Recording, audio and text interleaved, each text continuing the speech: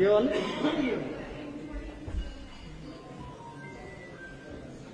लेके जाओ रखना होगा।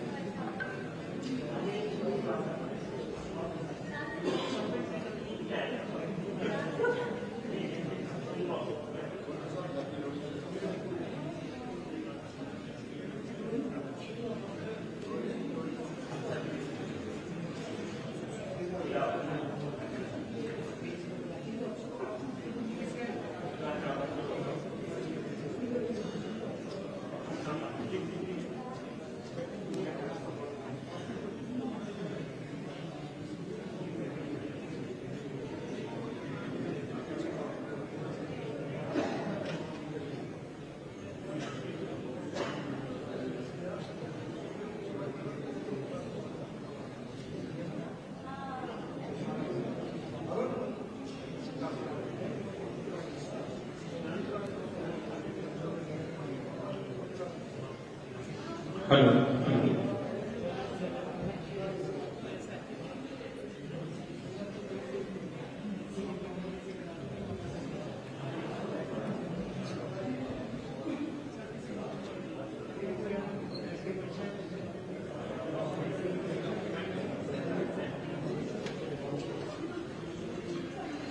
माननीय मुख्यमंत्री महोदय श्री सुखविंदर सिंह सुक्खू जी हम सबके मध्य पहुंच चुके हैं। सभी से निवेदन, कृपया अपना स्थान ग्रहण करें।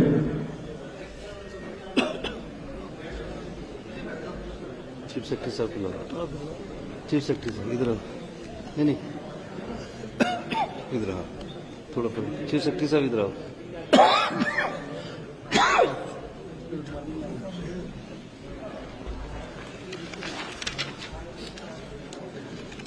माननीय मुख्यमंत्री जी की अनुमति से हम ये इस वार्ता शुरू करते हैं। आप सभी को मकर संक्रांति और लोहड़ी की हार्दिक शुभकामनाएं।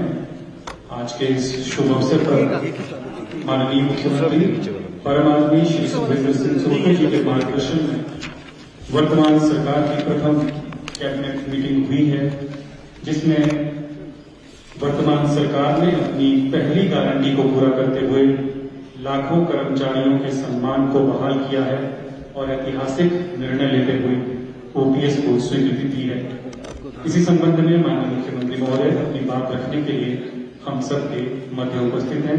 हम स्वागत करते हैं माननीय मुख्यमंत्री महोदय श्री सुखविंदर सिंह सुक्खू जी का। हमारे मध्य उपस्थित माननीय उप मुख्यमंत्री श्री मुकेश अग्निहोत्री जी, माननीय स्वास्थ्य एवं परिवार कल्याण मंत्री कर्नल धनीराम शांडिल्य जी, माननीय उद्योग मंत्री श्री हर्षवर्धन चौहान जी, माननीय राजस्व मंत्री श्री जगत सिंह नेगी जी, माननीय शिक्षा मंत्री श्री रोहित ठाकुर जी, माननीय ग्रामीण विकास एवं पंचायतीराज मंत्री श्री अनिरुद्ध सिंह जी, उपस्थित माननीय सीपीएस महोदय, सभी माननीय विधायकगण, माननीय मुख्यमंत्री के मीडिया सलाहकार श्री नरेश चौहान जी का भी हम इस प्रेस वार्ता में स्वागत करते हैं और आप सभी पत्रकार बंधुओं का हार्दिक स्वागत है। माननीय मुख्यमंत्री जी अपनी बात रखें उससे पहले हम अनुमति चाहेंगे एक छोटा सा वीडियो चित्र सूचना एवं जनसंपर्क विभाग ने तैयार किया है, जो ओपीएस के लिए लंबा संघर्ष हुआ है उसे चंद मिनटों में पिरोने का प्रयास सूचना एवं जनसंपर्क विभाग ने किया है। प्रस्तुत है ये चित्र।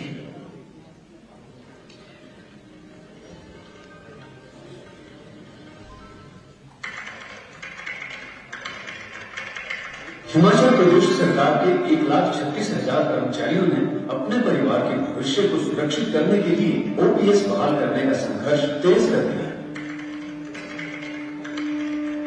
हिमाचल प्रदेश विधानसभा शिमला के बाहर ओपीएस बहाल करने की मांग कर रहे हजारों कर्मचारियों के साथ अमानवीय व्यवहार किया गया। कई कर्मचारियों को सलाखों के पीछे धकेल दिया गया।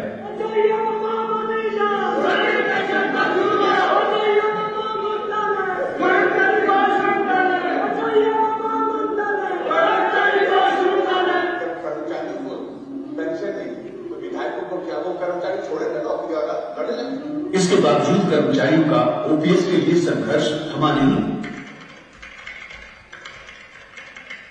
5 नवंबर सन 2022 कांग्रेस प्रतिज्ञा पत्र में ओपीएस बहाल करने का वायदा किया गया। मैं सुखविंदर सिंह सुक्खू ईश्वर की शपथ लेता हूं कि मैं विधि द्वारा स्थापित भारत के संविधान के प्रति सच्ची श्रद्धा और निष्ठा रखूंगा। मुख्यमंत्री श्री सुखविंदर सिंह सुक्खू की अध्यक्षता में प्रदेश सचिवालय में आयोजित प्रदेश मंत्रिमंडल की पहली बैठक में राज्य सरकार ने कर्मचारियों के लिए ओपीएस लागू करने का निर्णय लेकर अपना वायदा पूरा किया। लोहड़ी के पावन अवसर पर मुख्यमंत्री श्री सुखविंदर सिंह सुक्खू ने कर्मचारियों को सबसे बड़ी सौगात दी। प्रदेश सरकार के इस ऐतिहासिक फैसले से कर्मचारियों की सामाजिक और आर्थिक सुरक्षा बढ़ी है और अब वे सम्मानजनक जीवन यापन कर पाएंगे। जैसा कि जब से हमारे माननीय मुख्यमंत्री श्री सुखविंदर सिंह सुक्खू जी ने पदभार ग्रहण किया है, एक के बाद एक वो इस तरह के फैसले ले रहे हैं कि हमें तो याद आती है उस नायक फिल्म की जिसमें अनिल कपूर जी ने एक के बाद एक इस तरह के फैसले लिए थे और आज प्रदेश सच में माननीय मुख्यमंत्री सुखविंदर सिंह सुक्खू जी को एक नायक के रूप में देख रहा है। और इसी कड़ी में अगर हम देखें कि आज हो गया है वो कमाल, पुरानी पेंशन हो रही है बहाल, तो वो कमाल किया है तो सिर्फ हमारे नायक, हमारे प्रदेश के नायक माननीय सुखविंदर सिंह सुक्खू जी ने दिल से आभार माना। मुख्यमंत्री महोदय, आपने ओपीएस का जो फैसला लिया है बिल्कुल एक नायक की तरह फैसला लिया है। प्रदेश में जब से आप पदभार संभाला है एक नायक की तरह आपने सारे फैसले लिए। दूसरी योजना का 30 तारीख को 1 महीने के भीतर कमेटी बनी है ना सर, वो है प्रदेश के कर्मचारियों और जनता को तोहफा दिया है। प्रदेश में सच्चा नायक बनकर उभर कर आए हैं और इसके लिए प्रदेश का समस्त कर्मचारी वर्ग उनको नायक मानते हुए उनका आभार प्रकट करता है, धन्यवाद प्रकट करता है और हमेशा के लिए उनका इसमें चीफ सेक्रेटरी साहब हमारी वचनबद्धता है दूसरी कंट्रीज को लेके इन 2 पे जो नेक्स्ट 2 है और इसकी मॉडलिटीज के लिए मंत्रिमंडलीय उप समितियां बनानी बन गई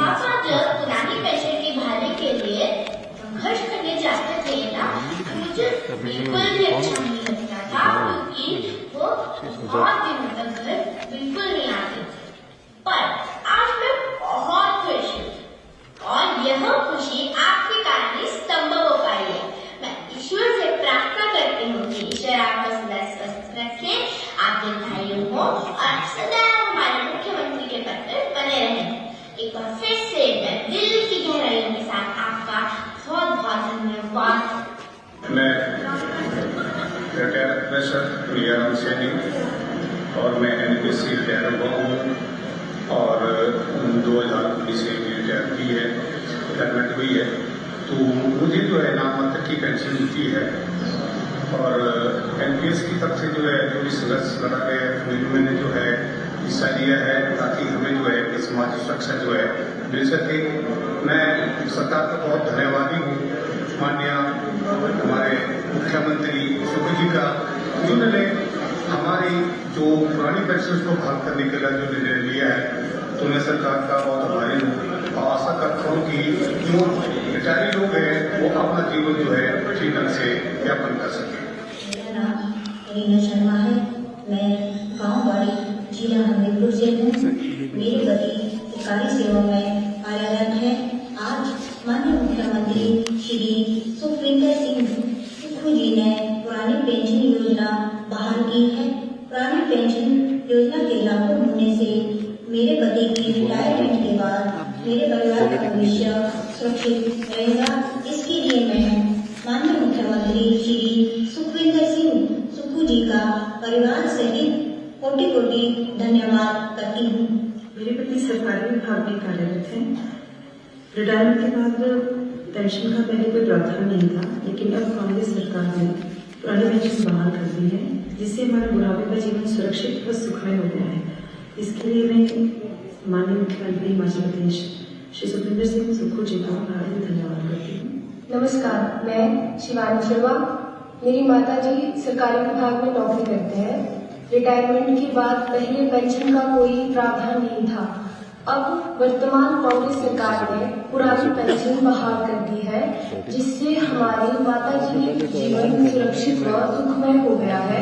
इसके लिए हम माननीय मुख्यमंत्री हिमाचल प्रदेश सुखविंदर सिंह सुक्खू जी का बहुत बहुत धन्यवाद करते हैं। सुख की सरकार, हिमाचल सरकार।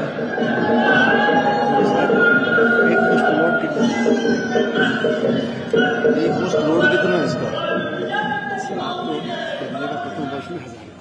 सूचना एवं जनसंपर्क विभाग की एक छोटी सी प्रस्तुति। हमारे मध्य मुख्य सचिव श्री संजय अवस्थी जी और सम्माननीय मुख्य सचिव महोदय श्री ध्रुव सक्सेना जी की उपस्थिति में आपका भी बहुत बहुत स्वागत है।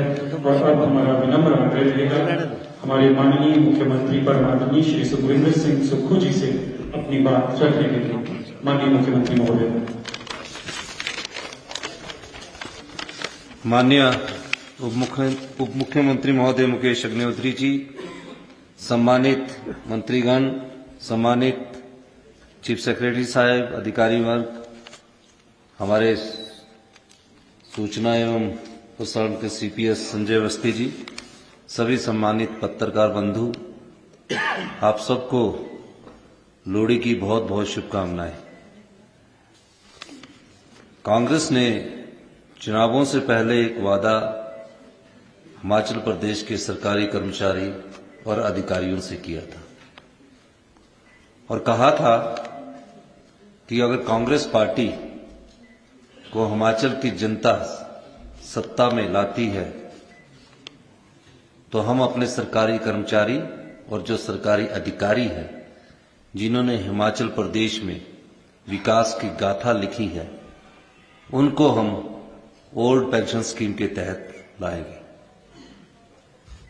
1 महीने के बाद हमारी कैबिनेट का एक्सपेंशन हुआ और हमने जो वादा किया था कि पहली कैबिनेट में, आज हमारी पहली कैबिनेट हुई जिसमें मंत्रिमंडल ने यह फैसला किया कि जितने भी सरकारी कर्मचारी और अधिकारी हैं जिन्होंने प्रदेश में विकास की नई सीमाएं लिखी हैं, नए आयाम स्थापित किए हैं, उन सबको तकरीबन 1,36,000 के करीब ये सरकारी कर्मचारी हैं जिनको ओल्ड पेंशन स्कीम का लाभ आज से मिलना शुरू हो गया है। इसकी नोटिफिकेशन फाइनेंस डिपार्टमेंट आज या कल में कर देगा और निश्चित तौर पर हम कह सकते हैं कि जितने भी हमारे 1,36,000 कर्मचारी, चाहे वो बोर्ड्स के है, चाहे वो निगमों के है या कारपोरेशंस के है, जो भी पेंशन्स के तहत आते होंगे उनको ओल्ड पेंशन स्कीम के तहत लाया गया है। ये कांग्रेस पार्टी की पहली गारंटी योजना थी, जिसमें श्रीमती प्रियंका गांधी जी ने सोलन में उस समय सरकारी कर्मचारी जो शिक्षक वर्ग के कर्मचारी थे, डीसी ऑफिस के पास बैठे थे। मैं और मुख्यमंत्री महोदय मुकेश अग्निहोत्री जी उनके साथ गए। वहां हमारी नेता श्रीमती प्रियंका गांधी जी ने भी कहा था कि पहली कैबिनेट जब होगी हम ओल्ड पेंशन स्कीम को लागू करेंगे।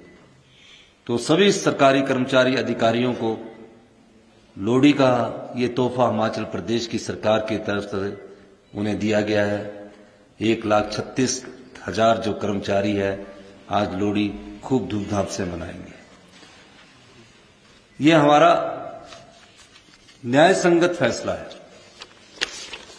इस फैसले में अड़चनें काफी आई, लेकिन हमने फैसला किया कि हमें सामाजिक सुरक्षा और मानवता की दृष्टि से इस पेंशन को लागू करना चाहिए। फैसला करते हुए काफी चुनौतियां आई और काफी वित्तीय बोझ का इस पर असर पड़ेगा। लेकिन जब हमने आकलन किया कि पिछली सरकार ने हमें हमारी झोली में क्या डाला है, आकलन करने के बाद पता लगा कि जो सरकारी कर्मचारी अभी सरकार में काम कर रहे हैं और जो सरकारी कर्मचारी रिटायर हो चुके हैं, उसका पिछली सरकार ने 9,000 करोड़ रुपए का एरियर है जो आज तक नहीं दिया।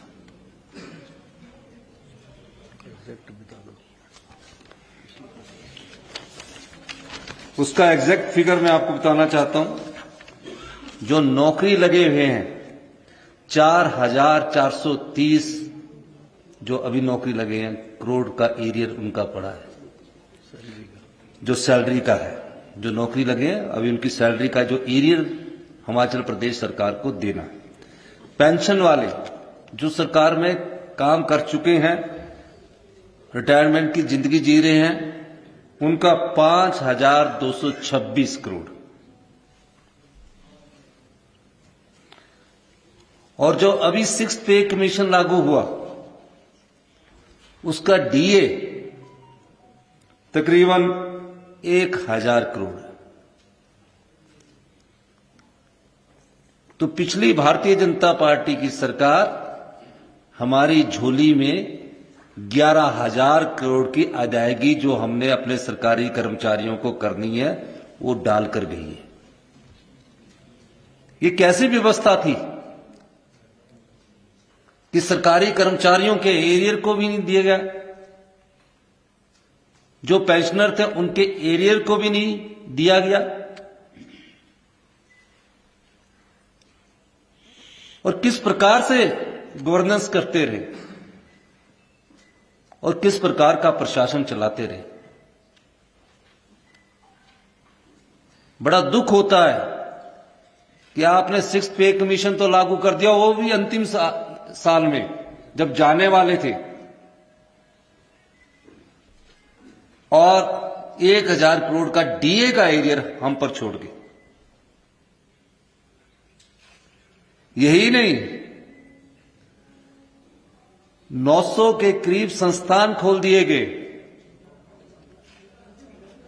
अगर इन संस्थानों का खर्चा जोड़ दिया जाए, ये संस्थान कैसे खुले? 380 के करीब primary, middle, senior secondary school खोल दिए गए। 23 के करीब कॉलेज खोल दिए गए। एक लेक्चरर जो डेपुटेशन पर दूसरे कॉलेज से लाया गया, उसके सारे कॉलेज खोल दिए गए। और कोई एक कॉलेज की घटना नहीं है ये। 80%, 90% कॉलेजों में एक टीचर के अनुसार कॉलेज खोल दिए गए। इलेक्ट्रिकल डिवीजन खोल दिए गए, आईपीएच के डिवीजन खोल दिए गए। और ये कब खोले? अगर अपने सरकार के प्रथम वर्ष में खोलते अच्छी बात होती, द्वितीय वर्ष में खोलते और अच्छी बात होती, तृतीय वर्ष में खोलते थोड़ा और अच्छा होता, चौथे वर्ष में खोलते थोड़ा कम अच्छा होता। 4.5 साल तक वो प्रदेश के मुख्यमंत्री रहे। 6 महीने में ऐसी देवीय शक्ति आ गई जिसे चुनावी देवीय शक्ति कहते हैं। उसका उन्होंने सोचा कि चुनाव के माध्यम से 900 संस्थान खोलकर मैं इसका फायदा उठाऊंगा। ऐसा काम ना तो प्रथम मुख्यमंत्री यशवंत सिंह परमार जी थे, डॉक्टर रामलाल जी थे, वीरभद्र सिंह जी थे, शांता कुमार जी थे, धूमल जी भी थे। 75 साल तक वो संस्थानों को मजबूत करते रहे। लेकिन यहां 4.5 साल तक तो जयराम जी भी संस्थानों को मजबूत करते रहे। 6 महीने में ऐसी देवीय शक्ति आई कि 900 संस्थान खोल दिए गए। अगर हम उसका खर्चा निकालें, अगर हम ये सोचें कि हम ये सारे संस्थान चलाने हैं, तो ये 5,000 करोड़ की लायबिलिटी और जोड़ दीजिए। 16,000 करोड़ रुपया इस पर खर्चा आता है। हमने कहा जहां जरूरत होगी, नीड बेस, हम संस्थान जो है उनको खोलेंगे। 11,000 करोड़ का तो देना ही है।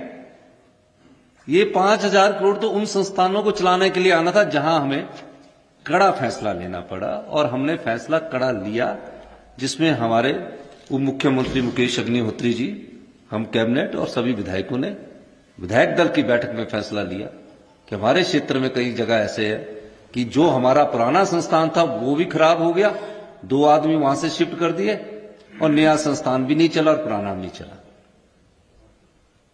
इन सब समस्याओं के बावजूद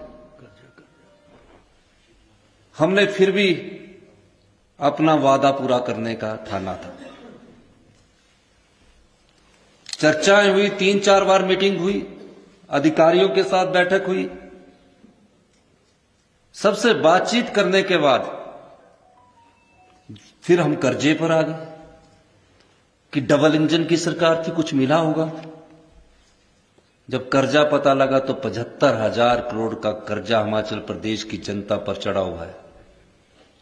ये कैसे सरकार चला रहे थे? कैसा इनका मंत्रिमंडल था? आज इन्होंने किस प्रकार इन्होंने सत्ता का विकेंद्रीकरण करके अपना सत्ता सुख भोगा है। इसीलिए हम कहते हैं कि हम सत्ता के लिए नहीं आए, हम व्यवस्था परिवर्तन करने के लिए आए हैं। 75,000 और 11,000 करोड़ का ये कर जोड़ लीजिए, 86,000 करोड़ रुपया, जिसमें 11,000 करोड़ हमको देना ही है। 86,000 करोड़ रुपए का कर्जा इस हिमाचल प्रदेश पर छोड़कर चले गए थे।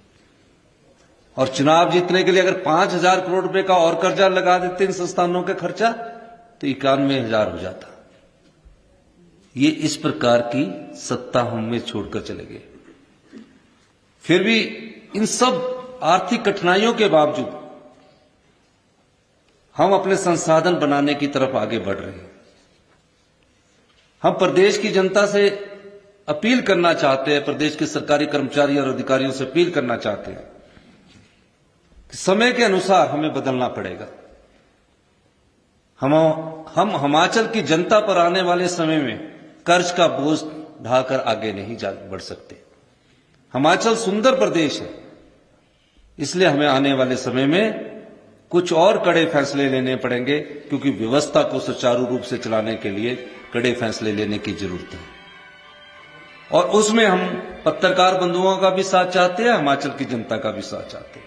फैसला समाज के और प्रदेश के हित के होंगे। ये बात हम इसलिए कह रहे हैं कि जब फैसला लेना होता और जो वादा किया होता है, वो कांग्रेस की नीति भी साफ थी, नियत भी साफ थी। अभी तो पहला विधानसभा सेशन हुआ, हमसे पूछते थे कब ओल्ड पेंशन स्कीम लागू होगी। हमने ओल्ड पेंशन स्कीम लागू करके अपनी दृढ़ इच्छा शक्ति का परिचय दिया है और आज से ही लागू कर दी गई है। और देखिए,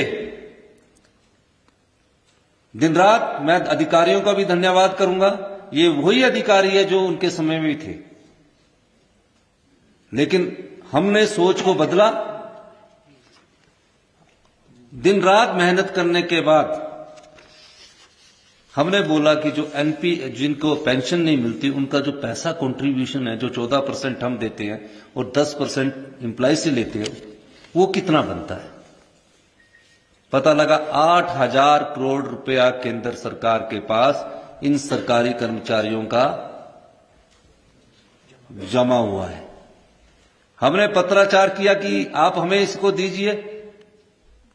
वो कहते हम सरकार को देने के नहीं चाहते, हम वाद्य नहीं है। कोई इंडिविजुअल व्यक्तिगत तौर से मांगेगा तो उसको हम वाद्य है मान सकते हैं, वो भी सोच विचार करके। सरकार को नहीं देंगे 8,000 करोड़ रुपया। लेकिन फिर भी हमने इन सब समस्याओं को पार करते हुए फैसला किया कि हमारी सरकार का दृष्टिकोण स्पष्ट है और हम पहली ही कैबिनेट में अपने सरकारी कर्मचारियों को, जिनको 1,36,000 कर्मचारियों को लोहड़ी के इस शुभ अवसर पर यह तोहफा देना चाहते हैं। और आज हमने उनको तोहफे के रूप में ये पेंशन योजना लेकर ओल्ड पेंशन स्कीम उनको दी है। दूसरी, हमने कहा था अपनी गारंटी योजना में कि हम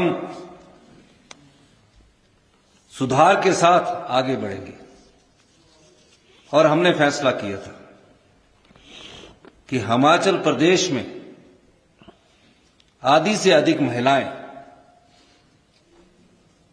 हमारी जनसंख्या में है। अब उनको हमने वादा किया था कि 1,500 रुपया हम मासिक पेंशन उनको देंगे। अब 1,500 रुपये मासिक पेंशन के लिए हमने वादा किया।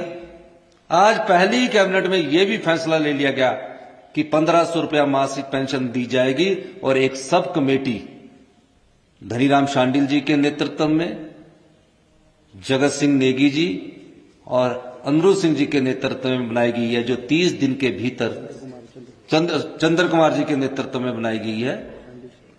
शांडिल जी, चंद्र कुमार जी और अनिरुद्ध सिंह जी, जो 30 दिन के भीतर हमें किस प्रकार इस पेंशन योजना को लागू करना है वो लागू कर दी जाएगी। योजना को लागू करने का एक खाका तैयार किया जाएगा, वो हम लागू करने के लिए भी बाध्य है, क्योंकि वो हमारी गारंटी योजना में है। तीसरा, एक और हमने वादा किया था कि हम 1 लाख रोजगार के अवसर पैदा करेंगे। हमने आज ये फैसला किया कि हिमाचल में युवा दर बदर भटकता है,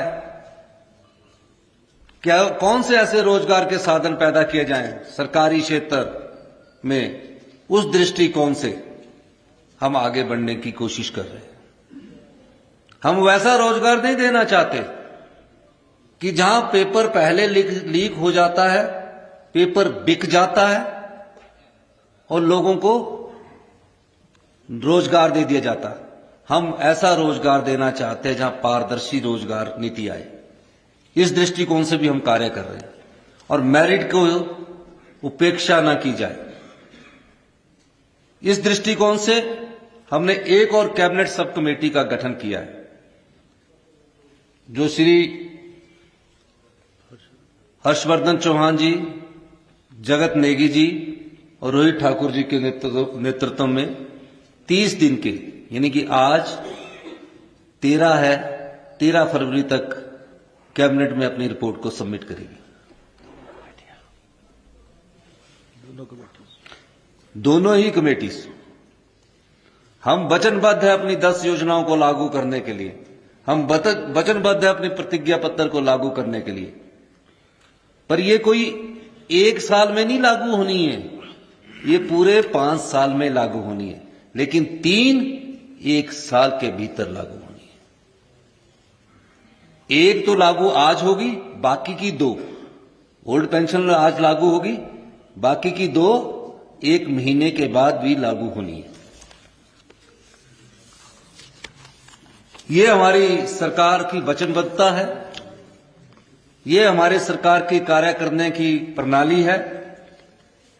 हम चाहते हैं कि तीव्र गति में फैसले हो और जो चीज करने की है उसको किया जाए।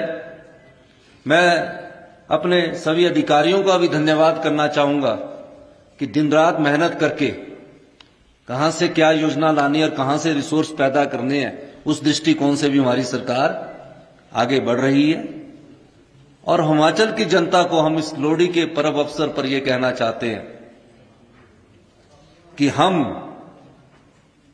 ईमानदार शासन और जानदार प्रशासन की ओर आगे बढ़ रहे हैं। हमारा लक्ष्य हिमाचल की जनता का सेवा करना है। इस दृष्टिकोण से हमने बार बार कहा है, हम सत्ता नहीं व्यवस्था परिवर्तन के लिए आए हैं। आपने मेरी बात सुनी, आपका बहुत बहुत धन्यवाद।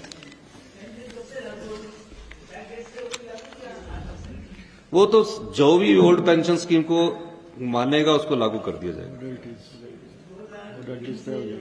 जब से भी।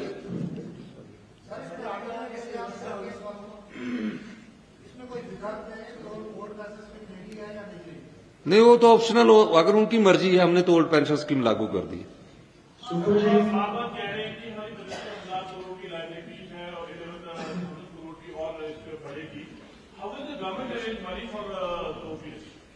देखिए,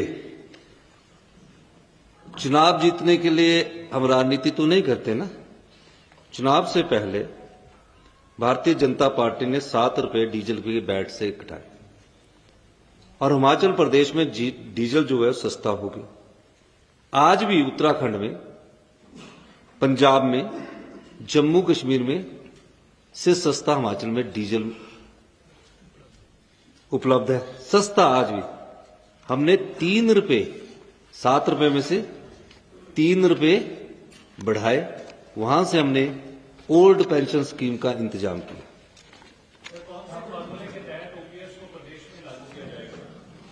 जो पुराना ओल्ड पेंशन स्कीम नाम दिया, ओल्ड पेंशन स्कीम फार्मूले के तहत ही लागू किया जाएगा।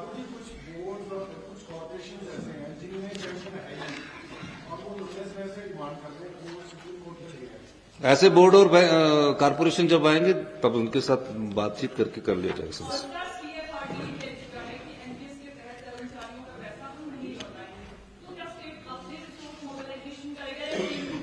मेरी बात को आपने सुना नहीं कि 8,000 करोड़ रुपया सरकारी कर्मचारियों का जो कंट्रीब्यूट होता है, जिसमें 14% सरकार का शेयर जाता है और 10% एम्प्लॉयज की पे से कटता है, वो केंद्र सरकार के पास पड़ा है। केंद्र सरकार 8,000 करोड़ है उनका, जो उनकी पे से हर महीने कटता है। हमने बोला हम उसके बाहर से अपने सोर्सेज से जो 3 रुपए बैट बढ़ाया, उसके माध्यम से ओल्ड पेंशन स्कीम को लागू करेंगे। और आने वाले समय में हम, हो सकता है कि डीजल पर ही हमने किया है, तो ये चीज हमने कही है। सर, एक ये जो फार्मूला की बात की आपने, ये राजस्थान, छत्तीसगढ़, पंजाब, किस फार्मूले के तहत हिमाचल प्रदेश में ओल्ड पेंशन दे रहे हैं? एक ये, दूसरा जो एरियर देना है 2003 से लेकर, उसको किस तरीके से देना है? हम एरियर का तो अभी हमें 2-3 साल के समय में रिसोर्सेज पैदा करने पड़ेंगे। जैसे रिसोर्सेज अगर 6 महीने में पैदा हो जाते हैं, 4 महीने में होते हैं, साल में पैदा होते हैं, 2 साल में पैदा होते हैं, उस व्यवस्था पर भी हम काम कर रहे हैं। 2-3 साल में होते हैं, एरियर हम देंगे। लेकिन अभी इमीडिएटली हमारे पास एरियर का पैसा देने के लिए पैसे नहीं है। लेकिन मैं ये कह सकता हूं, फार्मूले हमने सभी का स्टडी किया और छत्तीसगढ़ के फार्मूले के आधार पर अपना हिमाचल प्रदेश का जो बेस्ट फार्मूला था उसको लागू किया। सर, मेरा सवाल ये है कि ओपीएस देने से प्रदेश सरकार पर कितना बोझ पड़ेगा? साल का मेरा ख्याल है कि अभी ओपीएस देने के लिए इस साल तो मेरे को 800-900 करोड़ करेगा। अगले साल आने वाले समय में ज्यादा बोझ पड़ता जाएगा। सर, 3 पैरिस है छोटी छोटी, और क्वेरीज का मतलब सिर्फ इतना है कि जो मैसेज है वो आगे बिल्कुल क्लियर जाए। जैसे आपने कहा कि आज से लागू होगी ये ओल्ड पेंशन, तो इसका मतलब ये हुआ कि जो एनपीएस में हम कंट्रीब्यूशन दे रहे हैं उसको हम बंद कर रहे हैं, जो भारत सरकार में जा रही है। तो क्या उसका जो कॉर्पस है वो अलग बनेगा, क्रिएट होगा जो ओल्ड पेंशन देने के लिए? और दूसरी बात, जो 2003 से लेकर अब तक रिटायर हो चुके हैं, 12,000 या 13,000 के आसपास फिगर है, उनके पास क्या ऑप्शन है कि वो अपना पैसा अगर सरेंडर करना चाहे तो ओल्ड पेंशन मिल जाएगी?